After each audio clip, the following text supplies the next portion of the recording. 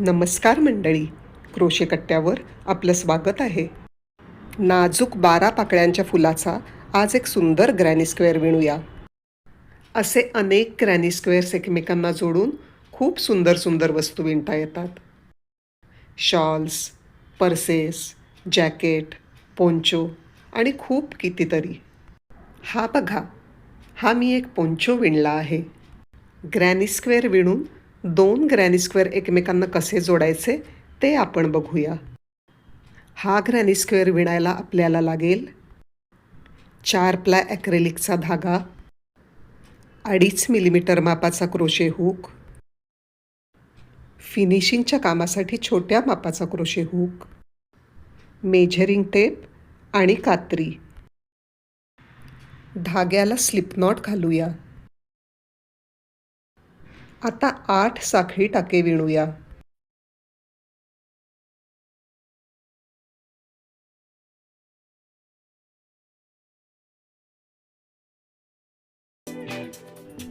आता सगळ्यात पहिल्या टाक्यामध्ये स्लिप स्टिच करून एक रिंग बनवूया. ही पहा, ही अशी. आता 5 साखळी टाके विणूया. आता एक ट्रिपल ट्रिपल क्रोशे टाका विणायचा आहे. त्यासाठी हुकवर धाग्याचे 4 वेढे घेऊया. 1, 2, 3 आणि 4. आता रिंगमधून हुक घालूया आणि धाग्याचा एक वेढा त्याच्यावर घेऊया. आता हुकवरच्या पहिल्या 2 लूप्समधून धाग्याचं एक लूप ओढून घेऊया. असं अजून 3 वेळा करूया. 1, 2 आणि 3. आता हुकवरच्या उरलेल्या 2 लूप्समधून एक लूप ओढून घेऊया. ही पहा, ही पहिली पाकळी तयार झाली. आता 5 साखळी टाके विणूया. आता आधी विणला त्याप्रमाणे रिंगमध्ये एक ट्रिपल ट्रिपल क्रोशे विणूया.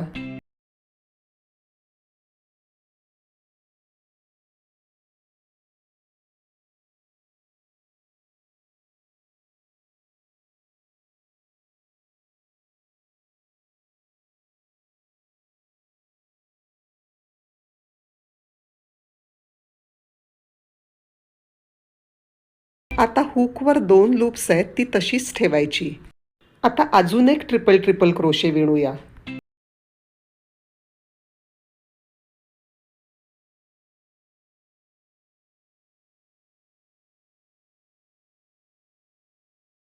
आता हुकवरच्या 3 लूप्समधून एकत्र एक लूप ओढून घेऊया. ही बघा, दुसरी पाकळी विणून तयार झाली. आता अशाच अजून 10 पाकळ्या विणायच्या आहेत. 2 पाकळ्यांच्या मध्ये 5 साखळी टाके विणायला विसरायचं नाही.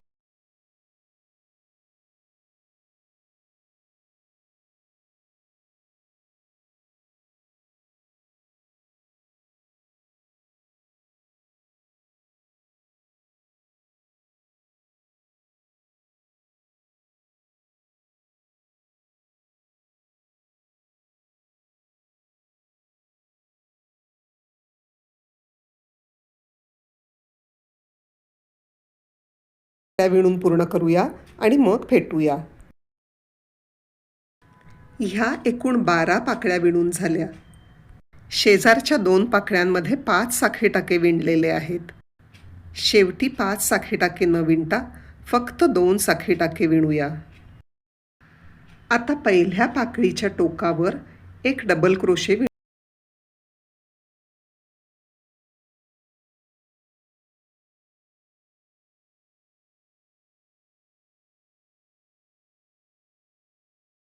ह्यामुळे पुढच्या राऊंडची सुरुवात बरोबर 5 टाक्यांच्या साखळीच्या मधोमध करता येईल. ह्यामुळे आपलं काम अगदी नीटनेटकं दिसतं.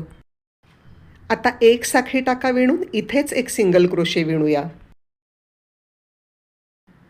आता 6 साखळी टाके विणूया आणि पुढच्या 5 टाक्यांच्या साखळीच्या मधोमध एक सिंगल क्रोशे विणूया.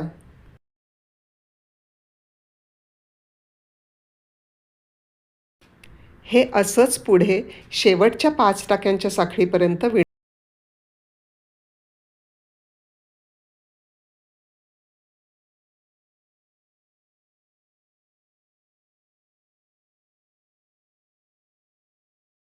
च्या 5 टाक्यांच्या साखळीमध्ये सिंगल क्रोशे विणून झाला की मग भेटूया.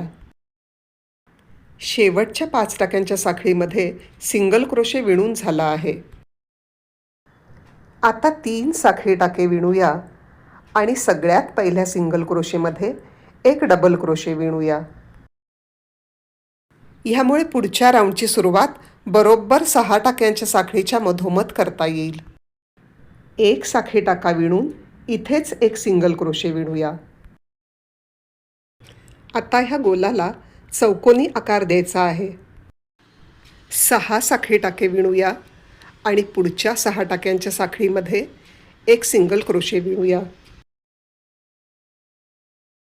पुन्हा 6 साखळी टाके विणूया आणि पुढच्या 6 टाक्यांच्या साखळीमध्ये एक सिंगल क्रोशे विणूया.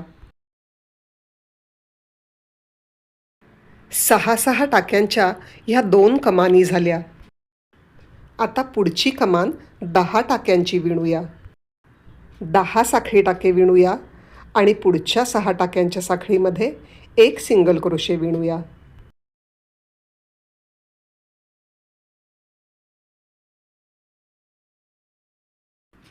हा बघा, हा एक कॉर्नर तयार झाला. 6 टाक्यांच्या 2 कमानी विणून मग एक 10 टाक्याची कमान विणायची. असा पॅटर्न पुढे.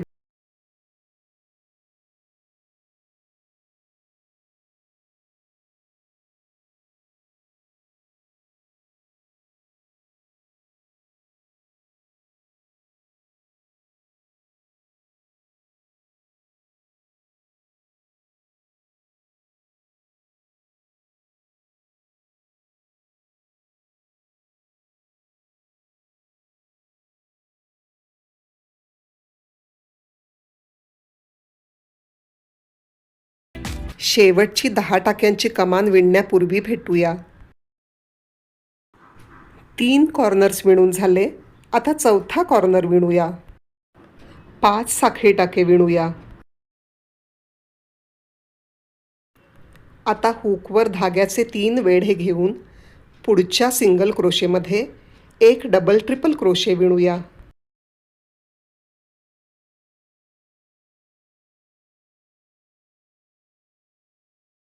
हा बघा, हा चौथा कॉर्नर तयार झाला. आणि हा बघा, 12 पाकळ्यांच्या नाजूक फुलाचा हा सुंदर ग्रॅनी स्क्वेअर विणून तयार झाला. आता 2 ग्रॅनी स्क्वेअर्स एकमेकांना कसे जोडायचे ते पाहूया. कॉर्नरपासून जोडायला सुरुवात करूया. आत्ता विणलेला हा ग्रॅनी स्क्वेअर मी आधीच्या कॉर्नरपर्यंत उसवते. कॉर्नरच्या 10 टाक्यांपैकी फक्त 5 टाके उसवून 5 टाके ठेवायचे. आता 5व्या टाक्यामध्ये हुक घालूया. आता ह्या दुसऱ्या ग्रॅनी स्क्वेअरच्या एका कॉर्नरमध्ये हुक घालूया आणि एक साखळी टाका विणूया.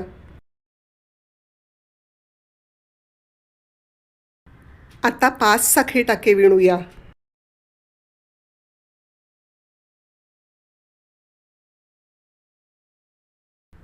आणि आता पुढच्या 6 टाक्यांच्या साखळीमध्ये एक सिंगल क्रोशे विणूया.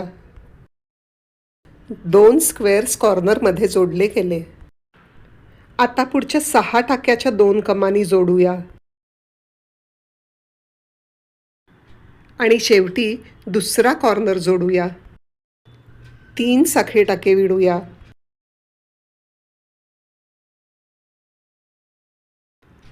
आता ह्या ग्रॅनी स्क्वेअरच्या ह्या 6 टाक्यांच्या साखळीमध्ये हुक घालूया आणि एक साखळी टाका विणूया. आता पुन्हा 3 साखळी टाके विणूया. आणि आता ह्या ग्रॅनी स्क्वेअरच्या पुढच्या 6 टाक्यांच्या साखळीमध्ये एक सिंगल क्रोशे विणूया.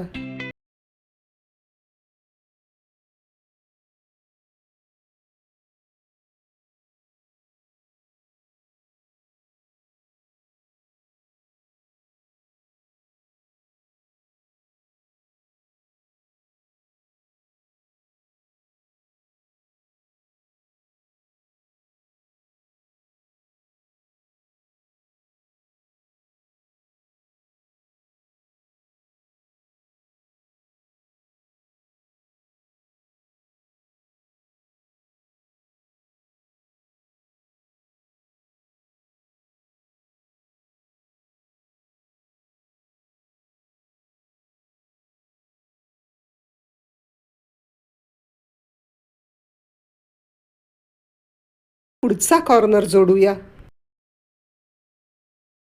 5 साखळी टाके विणूया.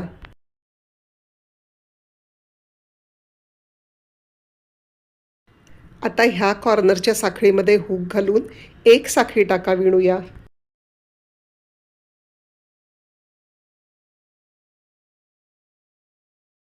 आता हुकवर 3 वेढे घेऊया आणि पुढच्या सिंगल क्रोशेमध्ये एक डबल ट्रिपल क्रोशे विणूया.